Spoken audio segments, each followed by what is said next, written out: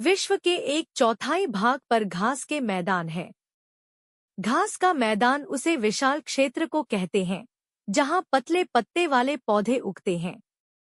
घास के मैदान उन स्थानों में पाए जाते हैं जहां गर्मी या ग्रीष्मकालीन और सर्दी या शीतकालीन तापमान में बहुत अंतर होता है।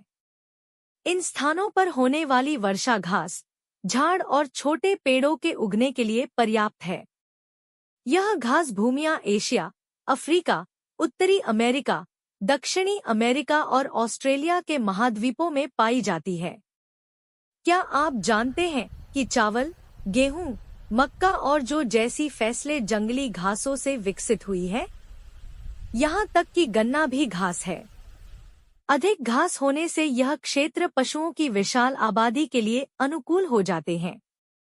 यह क्षेत्र हिरण, जिराफ, जेब्रा, जंगली भैंस, शुतुरमुर्ग, इम्पाला, चिंकारा व मवेशी जैसे घास खाने वाले पशुओं को आकर्षित करते हैं। घास के मैदान ज्यादातर दो कटिबंध में पाए जाते हैं। उष्णकटिबंध में उष्णकटिबंधीय घास भूमियां है, जैसे पश्चिमी विषुवत रेखीय अफ्रीका और दक्षिणी अमेरिका की घास भूमियां। इनमें ग्रीष्मकाल अत्यधिक गर्म होता है, परंतु यहाँ ग्रीष्मकाल के अंत में बहुत वर्षा होती है। घास के मैदान शीतोष्ण कटिबंध में भी पाए जाते हैं।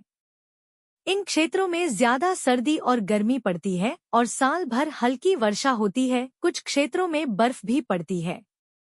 भिन्न भिन्न महाद्वीपों और देश में घास भूमियों को अलग अलग नाम से पुकारा जाता है। पश्चिम अफ्रीका की घास भूमि को सवाना कहते हैं। दक्षिण अमेरिका में स्थित बोलिविया और पैराग्वे के घास के मैदाने को ग्रांचा को कहते हैं।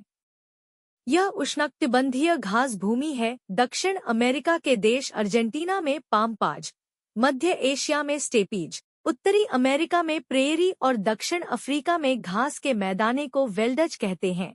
यह सभी शीतोष्ण कटिबंधीय घास के मैदान है। ऑस्ट्रेलिया के घास के मैदान या डाउन्स दोनों कटिबंध में पड़ते हैं। चाड के उष्णकटिबंधीय घास के मैदान। सायरा घास के अनंत मैदान में एक जीप यात्रा पर जा रही थी। उसके गले में दूरबीन लटकी थी जो सायरा ने दिल्ली में एक क्विज प्रतियोगिता में जीती थी।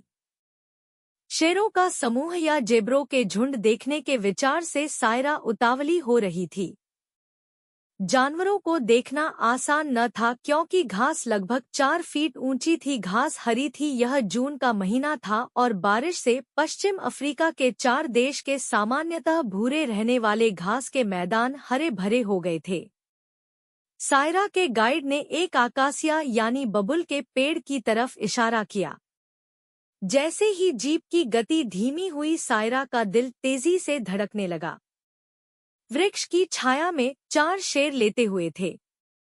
नींद में बेहोश शेरों को इस बात की बिल्कुल भी परवाह न थी कि उनको कितने लोग घूर रहे हैं।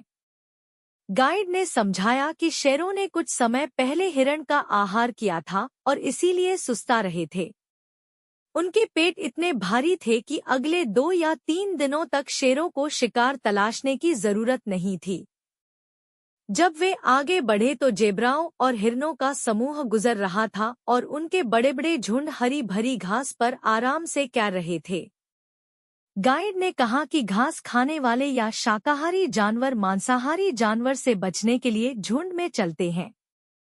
पास ही कुछ जिराफ इन इक्का दुक्का पेड़ों के पत्ते चबा रहे थे जो उसे विशाल घास भूमि में दिखाई दे रहे थे।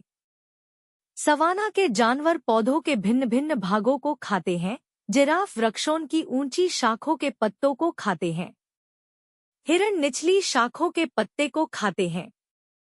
जेब्रा घास के ऊपरी हिस्सों को खाते हैं। हिरण घास के शेष तनों को खाते हैं। चिंकारा घास की नई टहनियों को खाते हैं। गाइड विभिन्न जानवरों को दिखा रहा था पर सायरा ने कहा कि उसे कोई भी जानवर साफ नहीं दिख रहा था। गाइड ने मुस्कुराते हुए कहा कि जानवर अपने आसपास के वातावरण में छिपाने में कुशल है। घास खाने वाले जानवर अपने आसपास के पेड़ पौधों के साथ इतनी अच्छी तरह से घुल मिल जाते हैं कि जेब्रा के शरीर की धारियां घास में मिल जाती है। शिकारी जानवर भी छिपने में कम नहीं है। घास में शेर का पता लगाना मुश्किल है।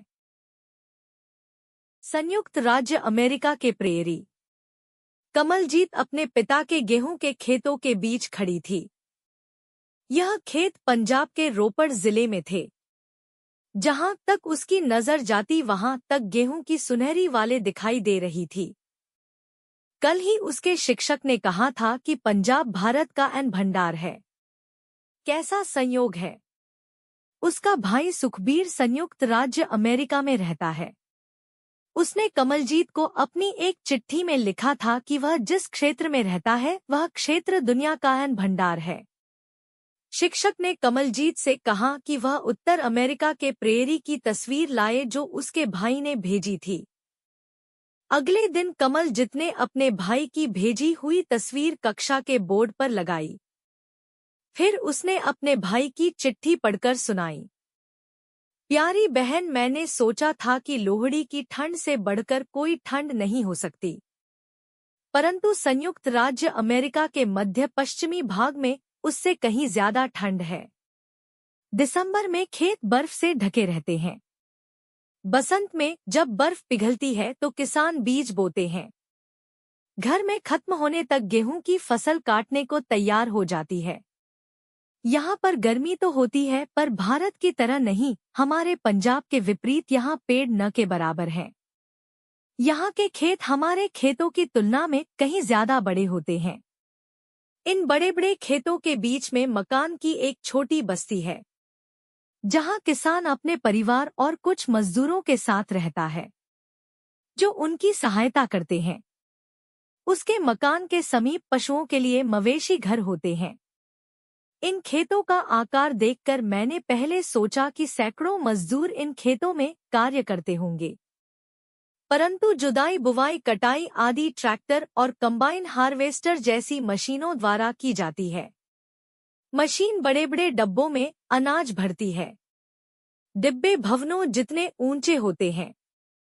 इन्हें साइलो कहा जाता है। जिस काम को पूरा करने में कई दिन लग सकते हैं, मशीन इस काम को कुछ ही घंटे में पूरा कर देती है। आज प्रेरी में किसान गेहूं, जौ, राई, गन्ना और मक्का उगाते हैं। यहाँ उत्पादित गेहूं अन्य देशों को निर्यात भी किया जाता है। पश्चिमी प्रेरी के पहाड़ी इलाकों में मिट्टी मोटी और कम उपजाऊ है। वर्षा भी कम होती है। कुछ किसान आलू उगाते हैं, अन्य किसान खुली घास भूमि में मवेशी पालते हैं। इन्हें रैंच कहते हैं। मवेशियों का पालन ज्यादातर मांस के लिए किया जाता है, जिसका यूरोप को भी निर्यात किया जाता है। इस पश्चिमी प्रेरी में बड़े डेयरी फार्म एक विशेषता है। यहाँ मवेशी इतनी संख्या में पाले जाते हैं कि दूध दोहने का काम भी मशीनों द्वारा किया जाता है। छुट्टियां होने पर यहाँ आ जाओ, मैं तुम्हारा इंतजार कर रहा हूँ। तब तुम स्वयं यहाँ के विशाल प्रेरी देख सकती हो। तुम्हारा भाई सुखबीर। मंगोलिया के स्टेपीज। मंगोलिया के वृक्षहीन स्टेपीज ने हजारों वर्षों तक खानाबदोश पशुपालकों और घुड़सवारों का पोषण किया है। यहाँ बहुत तेज हवाएं चलती हैं। यह दुनिया का सबसे विशाल घास का मैदान है, जो अब भी अपने प्राकृतिक रूप में है। घुटने तक ऊंची घास करीब 2.5 लाख वर्ग किलोमीटर में फैली है। यह क्षेत्रफल बांग्लादेश से दुगना है। बस्तियां बहुत कम है। लगभग 10 लाख मंगोलियाई चिंकारा स्टेपीज में प्रवास करते हैं। कभी कभी यह 2.5 लाख या उससे अधिक की झुंड में होते हैं। एशिया का यह अनोखा दृश्य है।